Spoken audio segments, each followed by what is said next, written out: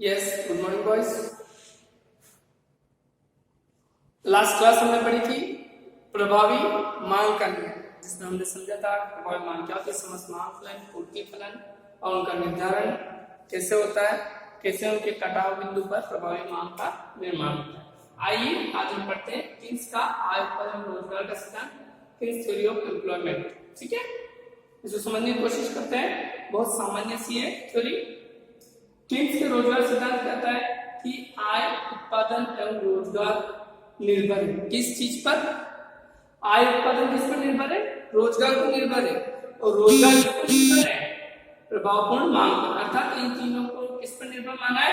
प्रभावपूर्ण मांग पर।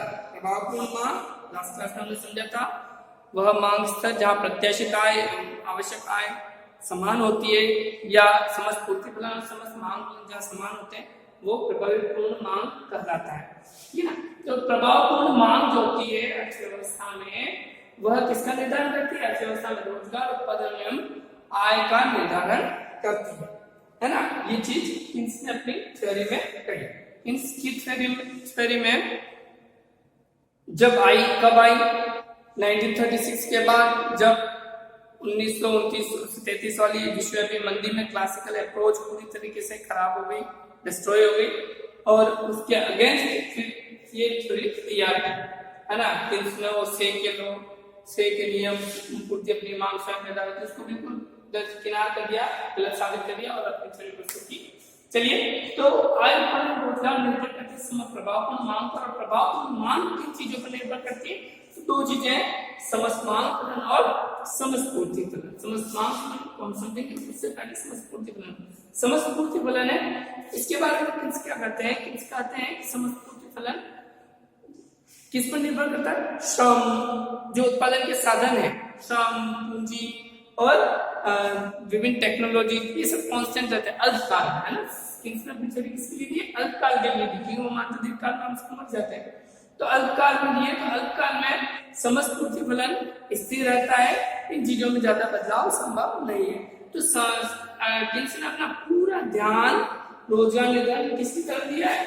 समस्त मांग फलन, और समस्त मांग फलन ही इस प्रभावपूर्ण मांग को प्रभावित करती है। तो आइए समस्त मांग फलन को समझते हैं। समस्त मांग फलन को कहा है कि अर्थव्यवस्था की कुल मांग कितनी है, वो तीन चीजों पर निर्भर करती है। तीन चीजों से बनकर समस्त मांग फलन निर्मित होती है। फर्स्ट है consumption, second investment, third government expenditure, है ना? उपभोग, विनियोग और सरकारी व्यय, है ना? सबसे पहले चलिए हम समझते हैं उपभोग किस प्रकार समस्त मांग फलन को प्रभावित करता है। तो अर्थव्यवस्था की समग्र मांग फलन में उपभोग है। उपभोग अर्थव्यवस्था के लिए मांग पैदा करता है, पर उपभोग भी स्वयं दो तत्वों से मिलकर बनता है ना? दो तत्वों से प्रभावित होता है। एक होता है आय का, अर्थव्यवस्था में लोगों का आय का स्तर क्या है, आय का आकार क्या है। दूसरी चीज है उपभोग की प्रवृत्ति, लोगों में उपभोग की प्रवृत्ति कैसी है, क्या उपभोग को अधिक, अपनी आय का अधिक भाग खर्च करते या कम भाग खर्च करते? तो उपभोग की प्रवृत्ति, दोनों तत्व मिलकर अर्थव्यवस्था के उपभोग को प्रभावित करते हैं। अब उपभोग की प्रवृत्ति भी पुनः दो चीजों पर निर्भर करती है, उपभोग की औसत प्रवृत्ति और उपभोग की सीमांत प्रवृत्ति, एवरेज प्रोपेंसिटी ऑफ कंज्यूम और मार्जिनल प्रोपेंसिटी ऑफ कंज्यूम। तो उपभोग की औसत प्रवृत्ति क्या होती है? उपभोग की औसत प्रवृत्ति अर्थात लोगों की आय कितनी है, मान लीजिए 1 लाख रुपए महीने की आय, वो एवरेज कितनी आय खर्च करते हैं? 60,000 करते हैं, तो 60% क्या हुई उपभोग की औसत प्रवृत्ति? क्या हुई? 0.6, अरे 60% उपभोग की औसत प्रवृत्ति हुई। ठीक है, उपभोग की सीमांत प्रवृत्ति क्या? व्यक्ति की आय में 10,000 का इजाफा हुआ, तो उसने अपनी बढ़ी हुई 10,000 की आय में से कितना उपभोग पर खर्च किया? 6,000 किया, 5,000 किया, 4,000 किया, मतलब कि इसकी प्रोपेंसिटी कितनी है? 0.4। चेंज इनटू y और change into c, income upon consumption. ठीक है ना? तो ये क्या है? 0.4, यानी 40% व्यक्ति अपनी बढ़ी हुई आय को खर्च करता है। तो इन दोनों के बारे में किन्स कहते हैं अल्पकाल में दोनों प्रवृत्ति क्या होती है? स्थिर होती है। क्यों? लोगों की मनोवैज्ञानिक सोच, रुचि, फैशन, आदतों, इन पर निर्भर करती है। तो अल्पकाल में ये सामर्थ्य परिवर्तित नहीं हो सकती। अर्थात किसके कहने का अल्पकाल का उपभोग प्रभावित करके प्रभावपूर्ण मांग, समस्त मांग को प्रभावपूर्ण मांग को नहीं बढ़ा सकते। और चलिए, उन्होंने अपना सारा जो डाला विनियोग, इन्वेस्टमेंट, निवेशों पर डाला। कि निवेश ही है जो वास्तव में क्या करते हैं, समस्त मांग समूह के माध्यम से प्रभावपूर्ण मांग में इजाफा करते हैं, जिससे रोजगार उत्पादन आय बढ़ते हैं, है ना। अब विनियोग पर जाना, तो विनियोग भी अपने आप में दो चीजों पर निर्भर करता है अर्थव्यवस्था में। विनियोग पहली चीज जो है इन्वेस्टमेंट के लिए क्या जरूरी है, ब्याज दर, और दूसरी चीज पूंजी की सीमांत कुशलता पर निर्भर करता है। ब्याज दर को समझते हैं, इससे पहले चलिए पूंजी की सीमांत कुशलता को समझते हैं कि पूंजी की सीमांत कुशलता विनियोग को कैसे प्रभावित करती है। क्या होती है पूंजी की सीमांत कुशलता? पूंजी की सीमांत कुशलता होती है कि जितनी पूंजी निवेश की जाती है उससे रिटर्न क्या मिल रहा है ना, रिटर्न की दर क्या है, वापस उससे मिलने वाली जो भुगतान है पूंजी के निवेश से प्राप्ति कितनी हो रही है, ये पूंजी की सीमांत कुशलता। यह भी दो टर्म पर डिपेंड करती है, पूंजी की प्रतिस्थापना व्यय और पूंजी पर संभावित लाभ के साथ। तो पूंजी पर प्रतिस्थापना व्यय जो है इसका अर्थ क्या हुआ कि पूंजी ह्रास कितना हो रहा है और उस उद्योग में कितना पूंजी ह्रास हो रहा है, पूंजी पर संभावित लाभ कैसा कि पूंजी पर हमें संभावित लाभ कितना मिल रहा है। इन दोनों चीजों को मंदी काल में दोनों चीजें प्रभावित रहती है ना। मंदी काल में चूंकि पूंजी की सीमांत कुशलता उत्पादकों को ज्यादा मोटिवेशन नहीं मिलता, मंदी काल में ये दोनों चीजें क्या होती, स्थिर रहती है। ठीक है, तो मतलब इस फैक्टर से भी विनियोग बढ़ाकर ये नहीं बढ़ाया जा सकता। तो सारा ध्यान उन्होंने विनियोग के किस फैक्टर पर दिया है कि ब्याज दरों में परिवर्तन करके विनियोगों को प्रभावित करके समस्त मांग को बढ़ाकर प्रभावपूर्ण मांग बढ़ाई जा सकती है, उत्पादन आय में हो। पर ब्याज दर जो है वो किससे प्रभावित है? ब्याज दर है ये भी दो चीजों से प्रभावित होती है, मुख्य रूप से द्रव्य की तरलता पसंदगी और दूसरी है मुद्रा की मात्रा। द्रव्य की तरलता पसंदगी, तरलता लिक्विडिटी, लिक्विडिटी प्रेफरेंस थ्योरी हम अलग से पढ़ेंगे, इसमें सामान्यतः हम समझ जाते हैं कि अर्थव्यवस्था में लोग, जनता कितना पैसा अपने पास नगद रखना चाहती है। यदि वह नगद अधिक पैसा अपने पास नगद रखना चाहती है तब तो ब्याज दरें बहुत अधिक होगी, है ना। और यदि वह कम पैसा अपने पास नगद रूप में रखना चाहती है तो उस स्थिति में ब्याज दरें कम होगी, है ना। ये ब्याज दरें वो किस पर निर्भर करती है? द्रव्य की तरलता पसंद। तरलता पसंद क्या है? नगद रूप में रखने की इच्छा। चलिए, द्रव्य की तरलता पसंद की लिक्विडिटी, इस ये भी तीन चीजों से प्रभावित करते हैं। वो तीन चीज कौन सी है? लेन देन उद्देश्य के लिए द्रव्य की तरलता पसंद, समझे, सामान्य लेन देन व्यवहार के लिए, सतर्कता उद्देश्य के लिए, ये दोनों जो है ये दोनों उद्देश्य से की तरलता पसंद आय से प्रभावित होती है, न कि ब्याज दरों से। एल वन में हम करते हैं तो ये आय से प्रभावित होती है और ये अल्पकाल में स्थिर रहती है। मनोवैज्ञानिक धारणा के हिसाब से लोग अपने अपने सोच के हिसाब से इन पैसों को अपने पास नगद रखना। तीसरे सट्टा उद्देश्य, सट्टा उद्देश्य जो के लिए लिक्विडिटी डिमांड है वो ब्याज दर से प्रभावित होती है। ब्याज दर कम होता है तो सट्टा उद्देश्य के लिए अधिक लिक्विडिटी मांगी जाती है, ब्याज दर कम होती है अधिक होती है, लिक्विडिटी सट्टा उद्देश्य के लिए कम मांगी जाती है। तो ये तीन पर्पज है और तीनों ही पर्पज क्या मनोवैज्ञानिक कारण से प्रभावित होते हैं और अल्पकाल में स्थिर होते हैं।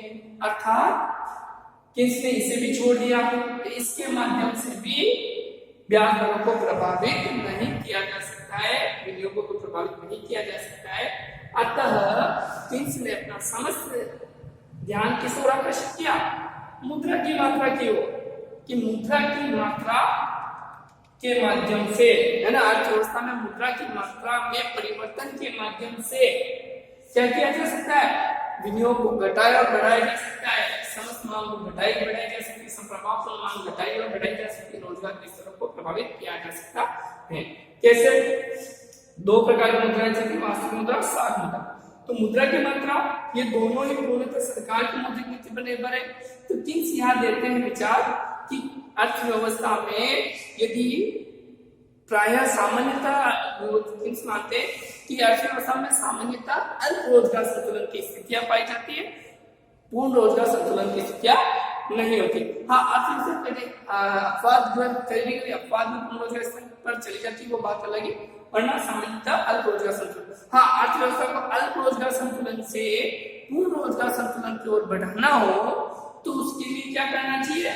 मुद्रा की मात्रा में परिवर्तन करना चाहिए। अर्थात मुद्रा की मात्रा बढ़ाकर ब्याज दरों में कटौती कर विनियोग को बढ़ाया जा सकता है और विनियोग को बढ़ने से समस्त मांग बढ़ेगी समस्त मांग के बढ़ने से प्रभावपूर्ण मांग में वृद्धि होगी। उस प्रभावपूर्ण मांग को पूरा करने के लिए अधिक रोजगार, उत्पादन और आय जनरेट होगी। और फिर एक चैप्टर चलता रहेगा, अधिक रोजगार, उत्पादन, आय, प्रभावपूर्ण मांग। ये सर्कल हमेशा चलता रहेगा और अर्थव्यवस्था आगे की ओर प्रगति करेगी। ऐसी बात उन्होंने कही है कि मुद्रा की मात्रा में परिवर्तन के माध्यम से विनियोग, ब्याज दरों में कटौती कर, विनियोगों को बढ़ाकर, प्रभावपूर्ण मांग को बढ़ाकर रोजगार, आय और उत्पादन के नए स्तरों को प्राप्त किया जा सकता है। अब इस सब के बाद एक किन्स ने कहा है कि चलिए उपभोग और विनियोग तो ठीक है, पर कभी कभी क्या होता है अर्थव्यवस्था में विनियोग में नहीं बढ़ पाते, है ना। तो उस स्थिति में सरकारों को आगे आना चाहिए। सरकारी व्यय ये उस कमी, बचत और विनियोग के बीच का जो अंतराल है, इसे पाटने के लिए सरकार को आगे आना चाहिए। सरकार को बड़ी लोक कल्याणकारी कार्यक्रमों पर पैसा खर्च करके अर्थव्यवस्था में मुद्रा प्रवाहित करनी चाहिए, क्योंकि ये जितनी ज्यादा पैसा खर्च करेंगे लोक कल्याणकारी कार्यों में, तो इससे क्या होगा, समस्त मांग फलन में वृद्धि होगी, जिससे प्रभावपूर्ण मांग बढ़ेगी। प्रभावपूर्ण मांग बढ़ने से अर्थव्यवस्था में रोजगार बढ़ेगा, उत्पादन, आय बढ़ेगा। अर्थात किन्स ने निवेश की गुणक प्रक्रिया का अनुभव किया है और गुणक प्रक्रिया के माध्यम से ये आगे फिर निरंतर बढ़ते रहेंगे। तो किन्स का संपूर्ण ध्यान जो था अपने रोजगार सिद्धांत में प्रभावपूर्ण मांग बढ़ाई जाए, कैसे बढ़ाई जाए, इसके लिए उन्होंने समस्त मांग फलन में वृद्धि की जाए, जो कि विनियोग एवं सरकारी व्यय के माध्यम से संभव है। विनियोग के माध्यम से मुद्रा की मात्रा में परिवर्तन, अल्पकाल में मुद्रा की मात्रा में परिवर्तन करके, तो ये पूर्णतः राजकोषीय और मौद्रिक नीतियों से संबंधित है। सरकार के हाथ में, देश के केंद्रीय बैंक के हाथ में, और repo rate, reverse repo rate प्रभावित करके इसको कम ज्यादा कर सकते। तो इसकी वृद्धि से और सरकारी व्यय में वृद्धि से अर्थव्यवस्था में इस मांग को बढ़ाकर रोजगार और आय और उत्पादन के नए स्तरों को प्राप्त किया जाता है। ये थ्योरी दी थी किन्स ने। धन्यवाद। किन्स की आलोचनाएं भी हुई है कि इन्होंने प्राय पूंजीवादी अर्थव्यवस्था भी दी है, और जैसे कि इन्होंने त्वरक को बिल्कुल भुला दिया है कि त्वरक के माध्यम से भी अर्थव्यवस्था आगे बढ़ सकती है। ऐसी कुछ आलोचनाएं की है, पर मोटा मोटा ये है। यदि हम किन्स के अर्थव्यवस्था में वास्तविक योगदान की बात करें ना, व्यवहारिक प्रयोग में किन्स का सिद्धांत कितने कहां तक खरा उतरा है, तो हम देखेंगे कि सिद्धांत के माध्यम से बेरोजगारी की समस्या का काफी हद तक हल करने का सुझाव मिला है। बेरोजगारी की समस्या कैसे हल की जा सकती है कि अर्थव्यवस्था में प्रभावपूर्ण मांग बढ़ाई जाए, और मांग बढ़ने से रोजगार बढ़ेंगे, बेरोजगारी की समस्या हल। दूसरा हम देखते हैं सरकारी हस्तक्षेप, जो कि क्लासिकल इकोनॉमिक्स में जिसे बिल्कुल वर्जित बताया था, उसको इन्होंने उसकी महत्वपूर्ण भूमिका पर बल दिया, है ना। तीसरा इन्होंने राजकोषीय नीति की महत्व को उजागर किया, किस प्रकार देश की सरकार मुद्रा की मात्रा में वृद्धि करके और कमी करके या सरकारी व्ययों को बढ़ाकर अर्थव्यवस्था को आगे और संतुलित पूर्ण रोजगार संतुलन की ओर बढ़ा सकती है।